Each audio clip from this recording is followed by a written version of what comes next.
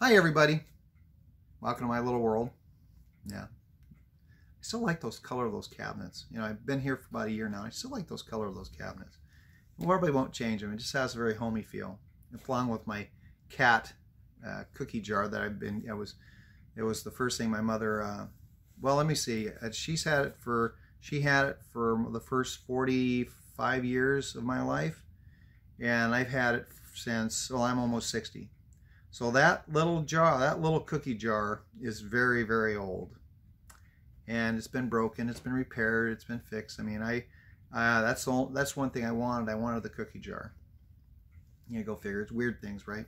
But anyway, what I wanted to talk about is how we learn, you know, how these things happen.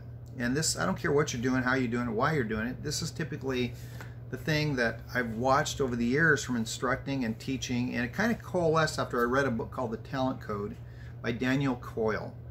If you have young kids, read the book. If you are learning something, read the book.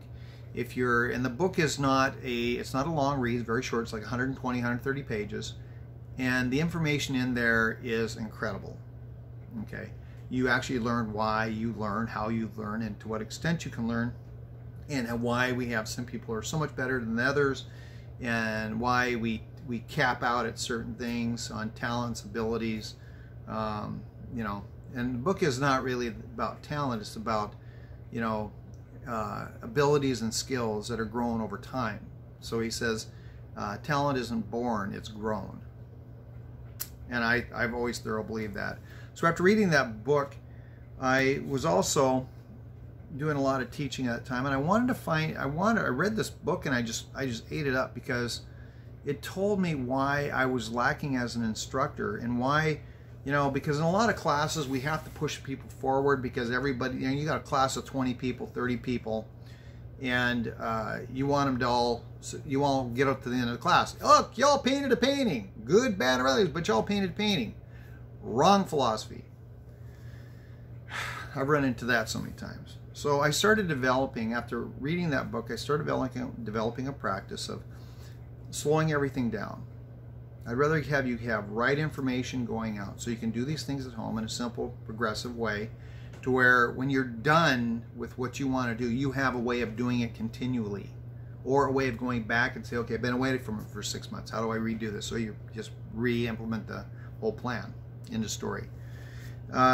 So the first thing I always do is we have a couple rules. We're not there to draw. We're going to transfer things down. It's been around since the beginning of time. We're just continuing. But drawing is a skill that is gained over time. It's something that is a very specific thing. Life drawing, classes, plein air. I mean, all these things can teach you drawing and sketching methods. You know, but drawing is a very much, I always tell people, go back to the old masters. Render their drawings just like they had their apprentices doing. Render them one-to-one. Make sure there's no deviation. Make sure you copy every single line and mark, and get it to the point where you can cut yours in half, put it across the original, and it's exact. You know, nobody wants to do that. They want the quick, easy method of doing it. It doesn't work. So we transfer work down. That's the first sign of relaxation I see them. We don't have to draw it out. No, we're just going to transfer it and get into color. And they all do that. That's one.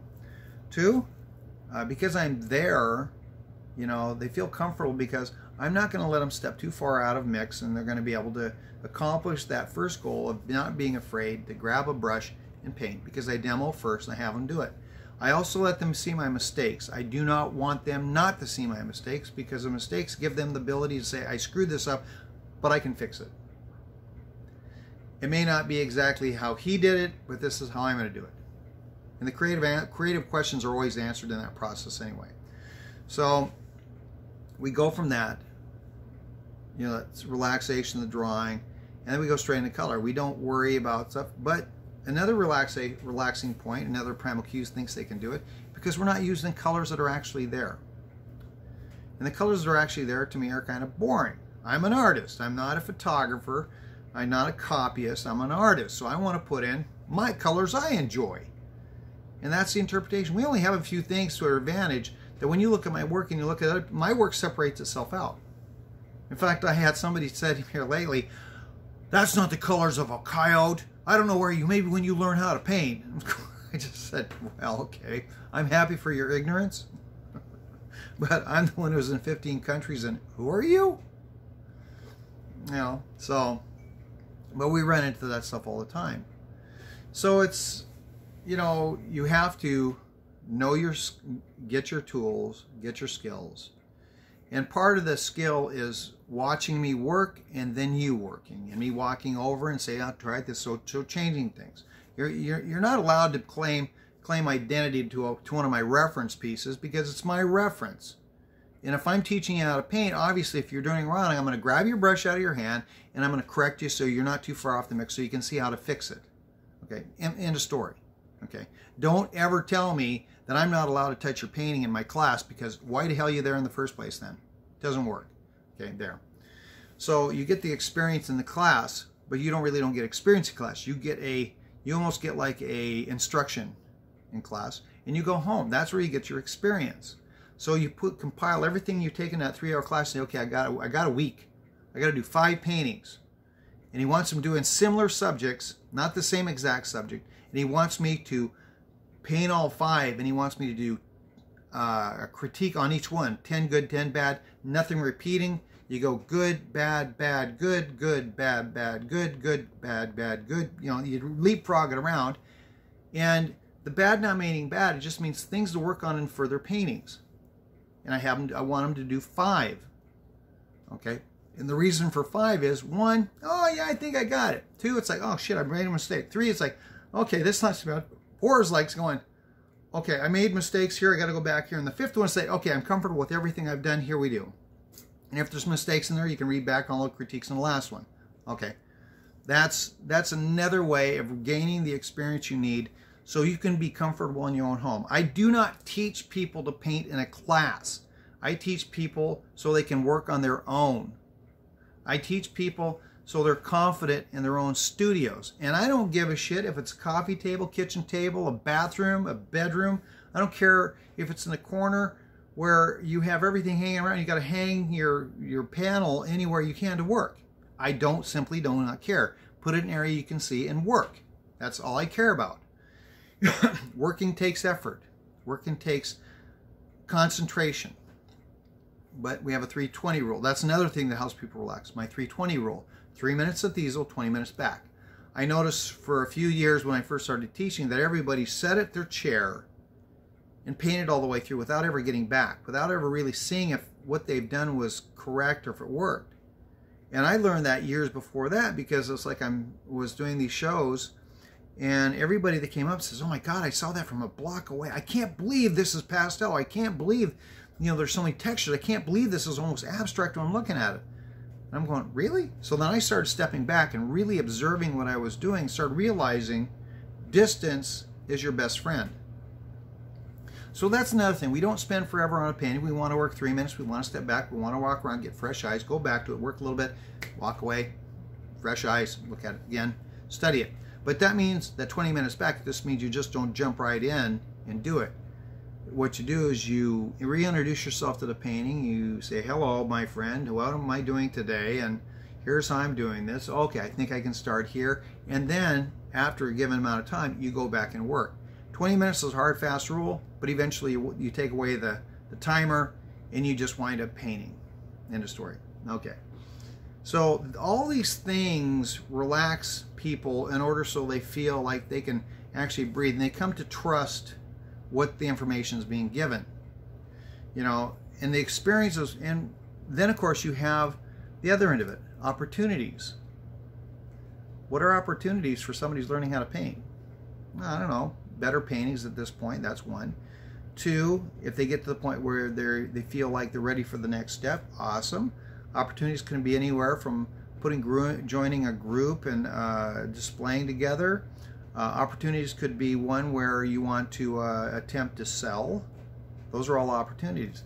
Banks want to have you in there on the side of their buildings. Miss Nancy Isaac Reed. So I'm really proud of her. She's done a lot. And Carol Cassette and Deanna Horman. Chuck. Chuck and Alice. Those two crazy people. Anyway. Sorry, Chuck, I forgot your last name. But these were all people I had in classes that actually went on to do some really nice things and became successful in whatever they were doing. I mean, everybody still has problems, but that's okay, but that's just part of life. And everybody corrects those problems in their paintings and stuff like that, and they keep working. So, I mean, there's always this push-pull. It's not an end. But the opportunities create themselves when you've got the experience, understand, and you start looking at a broader picture. Success is what you make it. Success is going to be whether it's money, position, house, car, paying your bills, buying your own supplies, not relying on your spouse to pay your supplies. Why, you know, you've been painting for 20 years and not doing anything with it, and pretty soon it becomes this black hole of brushes, canvases, and bad paintings. Okay, that's just not going to happen in my world. But it also comes down to information. What is cheap information? What is valuable information? Okay, and for a while I called myself the penny artist, and the reason why is because information is cheap. Talk is cheap. Just this is cheap. It's only when you apply the information given in a successful and unsuccessful in a continuous basis where that information becomes gold. Then it becomes worth millions. Okay, so that's how I've always looked at it, because words are cheap. Okay, my words are cheap. I'm a smart ass at it, but my words are cheap. So guys, the next time you're trying to learn something, keep in mind there's 5 levels to getting to the end result, and you have to determine that last result, and your instructor helps you go through the first 3. Okay, sometimes the first 4, because you might ask, well, what do I do with it now? As my students found up in Spokane, well, you sell the damn stuff. You put it out there for mass consumption, you know, and being able to take a hit and take criticism. That's all a part of it. And to me, that's successful. When you can take the criticism, people coming in and saying your work looks like shit, fine. But then you start a conversation because you elicited a visceral, emotional response off your work. That's a positive thing as far as I'm concerned. So after you're watching this, and I know this has gone on for 12 minutes too long because obviously everybody knows this, and everybody's a genius, and everybody's smarter than me. You know, keep in mind that words are cheap, actions speak, and there's that old saying, money talks and bullshit walks. You got to weed through a lot of stuff. So guys, hopefully this has been inspirational and informational. Hopefully this has given you some thought. Remember, the book is called The Talent Code. He's written by Daniel Coyle. He has a series of 3, The Little Book of Talent and The Culture Code. Another one I would suggest reading. All these have little tidbits that you can glean through. The first one, though, The Talent Code, I would say is a read through, read it, take it chapter by chapter, and just enjoy it. It's like I said, it's only like, each of these books are like 120, 130 pages. They're not long reads, and they go pretty quick. So don't say you're going to, it's not like War and Peace or, you know, Dr. Zhivago or, you know, the dictionary or the story of my life. Guys, this is Kevin. You guys have a good one. It's a pleasure.